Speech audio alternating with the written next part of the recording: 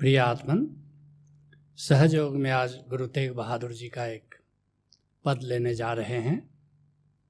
गुरु तेग बहादुर जी का जन्म 1622 ईस्वी में हुआ और 1675 ईस्वी में धार्मिक स्वतंत्रता और हिंदुत्व की रक्षा के लिए उन्होंने अपना बलिदान दे दिया।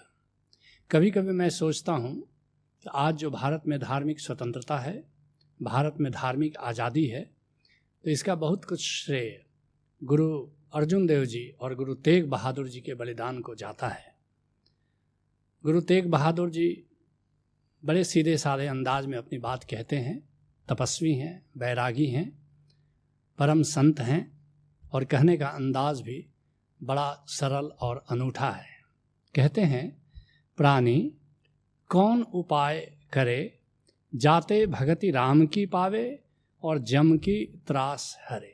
सोचो जरा, विचारो जरा, चिंतन करो, मनन करो, क्या उपाय करोगे जिससे प्रभु से नाता जुड़ जाए, यम का त्रास है वो मिट जाए, मृत्यु पर विजय प्राप्त हो जाए, मृत्यु का खौफ विदा हो जाए। क्या उपाय करना है, कैसे प्रभु की खोज करनी है। बच्चन की एक बड़ी प्यारी रुबाई है। कहते हैं, मदिरालय जाने से पहले, मदिरालय जाने को घर से चलता है पीने वाला, किस पथ से जाऊं असमंजस में है वो भोला भाला। अलग अलग पथ बतलाते सब, लेकिन मैं बतलाता हूं, राह पकड़ तू एक चला चल, पा जाएगा मधुशाला।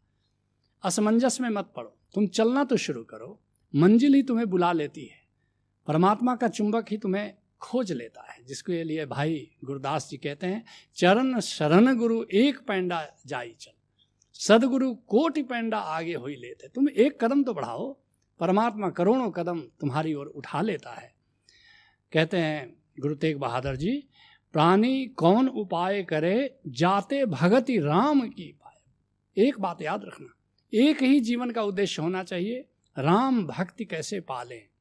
जिसके लिए यारी साहब कहते हैं, तब लग खोज चला जावे, जब लग मुद्दा नहीं हाथ आवे। तब तक खोजते रहो, खोजते रहो, खोजते रहो, जब तक मुद्दा न हाथ लग जाए, जब तक कि कोई आधार न हाथ लग जाए जिससे राम भक्ति की ओर यात्रा हो सके। और वह मुद्दा क्या है? वह शब्द है, वह ओंकार है, वह प्रणव है। जब तक ओंकार का ज्ञान न मिल जाए, राम भक्ति नहीं होती, तब तक तुम्हारी यात्रा सही दिशा में चलती नहीं है। कहते हैं गुरु तेग बहादुर जी, प्राणी कवन उपाय करे, जाते भगति राम की पावे और जम को त्रास हरे। राम की भक्ति अगर मिल जाए तो फिर मृत्यु का डर विदा हो जाता है।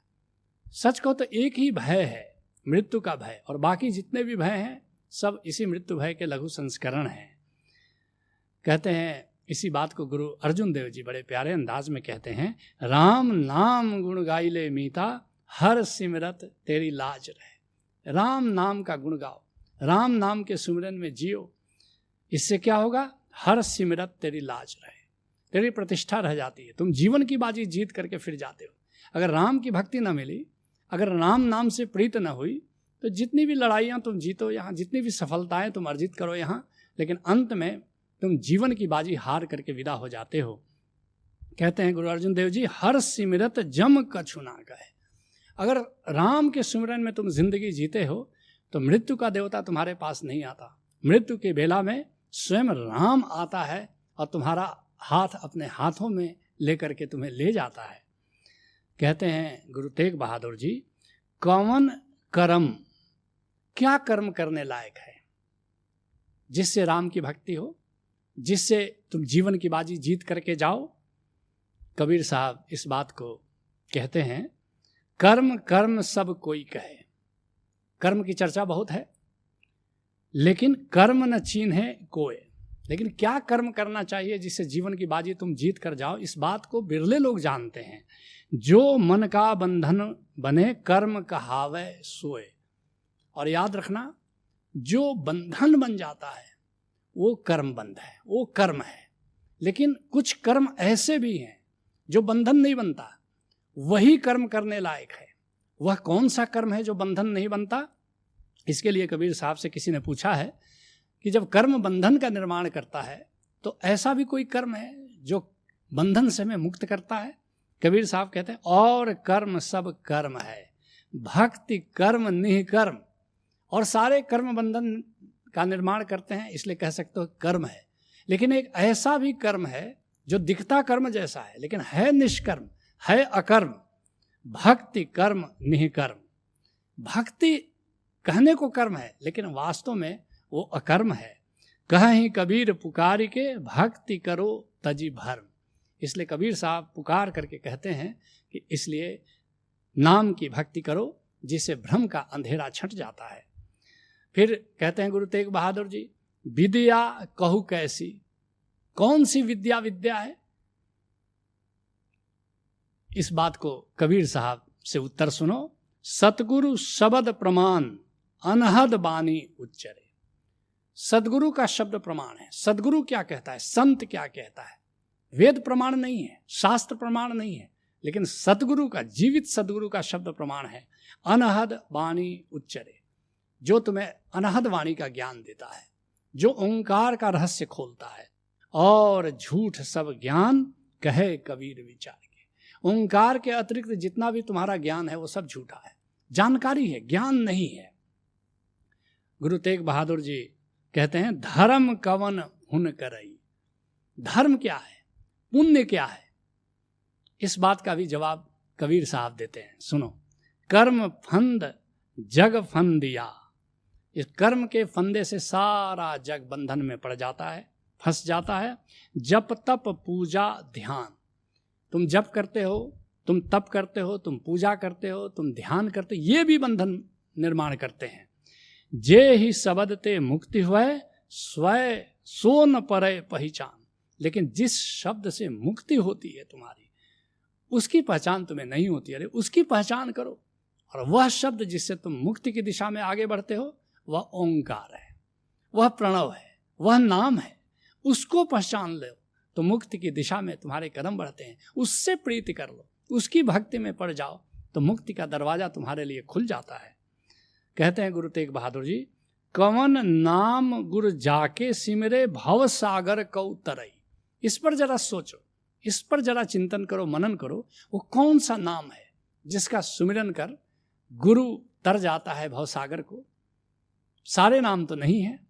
तुम राम राम कहते हो, खुदा खुदा कहते हो, अल्लाह अल्लाह कहते हो, इससे भवसागर नहीं तरा जाता है। वह नाम ओंकार है जिसको संत जानता है और जिसकी प्रीति में पड़ता है, जिसके सुमिरन में पड़ता है। और उस नाम के सुमिरन से संत भवसागर को पार कर जाता है। और फिर जो संत से जुड़ता है उसको भी वह रहस्य देता है और वह भी इस भवसागर को पार कर जाता है। जिसके लिए कबीर साहब कहते हैं राम नाम सब कोई कहे, नाम न चीने कोई। कहने को सब राम राम कहते हैं, राम राम कहते हैं, राम नाम की चदरिया ओढ़ते हैं, लेकिन नाम को पहचानने वाले बिरले लोग हैं। नाम चीन्ह सतगुरु मिले, नाम कहावे सोए। असली नाम क्या है? भीतर के सतगुरु से जब तुम्हारा परिचय हो जाता है, जो नाम तुमको भीतर के सतगुरु से जोड़ दे। एक बात याद रखना, गुरु गुरु एको, भेख अनेक। ये भेख अलग है, कोई बुद्ध का भेष धारण करके आता है, कभी दादू का भेष धारण करके आता है, कभी गुरु तेग बहादुर जी का भेष धारण कर लेता है, लेकिन है तो गोविंद ही जो सतगुरु है। और शंकराचार्य जी कहते हैं है गुरु वही जो बतला दे, असली सदगुरु बैठा भीतर। असली सदगुरु परमात्मा तो तुम्हारे भीतर ही बैठा हुआ है। तो जिस नाम को जानकर भीतर से सदगुरु से तुम्हारा नाता जुड़ जाता है, भीतर गोविंद से तुम्हारा नाता जुड़ जाता है, समझना वही असली नाम, वही सच्चा नाम है, वही सार शब्द है। कहते हैं गुरु तेग बहादुर जी, कल में एक नाम की कृपा निधि। कलयुग में बस केवल एक नाम का आधार है, जिसको गुरु अर्जुन देव जी कहते हैं कलयुग में ही एक नाम उधार। और नानक बोले ब्रह्म विचार। याद रखना, गुरु नानक देव जी गुरु अर्जुन देव जी के माध्यम से कहते हैं कि कलयुग में जहां बुद्धि का युग है, जहां बुद्धि और तर्क की बात लोग करते हैं, यहां पर नाम का अनुभव, नाम का आधार मिल जाए तो वही उद्धारक सिद्ध होता है। कहते हैं गुरु तेग बहादुर जी, जा ही तपय मति पावे, कल में एक नाम की कृपा निधि, जा ही तपय मति पावे। याद रखना कि इस कलयुग में, इस बुद्धि के युग में एक नाम ही है जिसकी आराधना से तुम्हें प्रज्ञा जगती है, तुम्हारे भीतर एक विवेक पैदा होता है, तुम्हारे भीतर एक प्रतीति पैदा होती है, तुम्हारे भीतर एक भरोसा पैदा होता है, जिसके लिए कबीर साहब कहते हैं, नाम लिया जिन सब लिया सकल वेद का भेद। उस ओंकार को जिसने जान लिया, वो वेदों के रहस्य को उसने जान लिया। बिना नाम नर कह परा पढ़ता चारों वेद। और अगर नाम को नहीं जाना, तुम चारों वेद पढ़ते रहो, उपनिषद पढ़ते रहो, तुम गीता पढ़ो, बाइबल पढ़ो, कुरान पढ़ो, पुराण पढ़ो, इससे बात बनने वाली नहीं है। नरक ही तुम्हारी नियति है। लेकिन ओंकार को जान लो तो फिर परम पद की ओर तुम्हारे कदम अनायास उठने लगते हैं। कहते हैं गुरु तेग बहादुर जी, और धर्म ताके सम नाहिन यही विधि वेद बताओ। वेदों का सार कह रहे हैं गुरु तेग बहादुर जी। कोई भी दूसरा धर्म, जप करो कि तप करो कि ध्यान करो कि पूजा करो कि स्नान करो कि अनुष्ठान करो, कोई भी दूसरा धर्म, याद रखना, ओंकार के रहस्य को जानकर ओंकार के सुमिरन करने जैसा धर्म कोई भी दूसरा नहीं है। और धर्मता के समनाहीन यही विधि वेद बताओ। और वैदिक ऋषियों ने, उपनिषद के ऋषियों ने यही बात अलग अलग अंदाज में कही है, जिसके लिए कबीर साहब कहते हैं, एक नाम को जानकर दूजा दे बहाए। बस एक नाम को जान लो, एक ओंकार को जान लो, बाकी अपने सारे ज्ञान और सारी जानकारी को बहा दो। तीर्थ व्रत जप तप नहीं सदगुरु चरण समाए। ये छोड़ दो तीर्थ जाना, व्रत करना, उपवास करना, तप करना, अनुष्ठान करना। बस सदगुरु के चरणों में जाकर के बैठो, उससे नाता जोड़ो, उससे ओंकार के रहस्य को जानो और फिर ओंकार से प्रीत बढ़ाओ। कहते हैं गुरु तेग बहादुर जी, सुख दुख रहत सदा निर्लेपी जाको कहत गुसाई। जो निर्लेपी है, जो निरंजन है, जो गोविंद है, उसको सुख और दुख से परे है, उसको व्यापता नहीं है। जिस गोविंद के बारे में कहा जाता है कि सुख दुख से वो परे है, वह कहीं दूर नहीं है, वो तुम्हारे भीतर ही है। जाको कहत गुसाई सो तुम ही मही बसे निरंतर नानक दर्पण निहाई। जैसे दर्पण में प्रतिबिंब तुम देखते हो, ऐसे ही ये पूरा अस्तित्व का प्रतिबिंब तुम्हारे भीतर है। अस्तित्व में सर्वत्र व्याप्त गोविंद वो तुम्हारे भीतर है, जिसके लिए कबीर साहब कहते हैं, तेरा साईं तुझ में ज्यों पुहपन में वास कस्तूरी का मिरग ज्यों। फिर ढूंढे घास, फिर सूंघे घास। सोचता है जैसे हरिन कि कहीं बाहर से सुबास आ रही है, बाहर ऐसे ही तुम सोचते हो कि परमात्मा कहीं बाहर है, वास्तव में वो तुम्हारे भीतर ही बैठा है। अपने भीतर स्थित उस गोविंद को जानना और उससे प्रीति बढ़ाना, यही सहज योग है। हरि ओम तत्सत।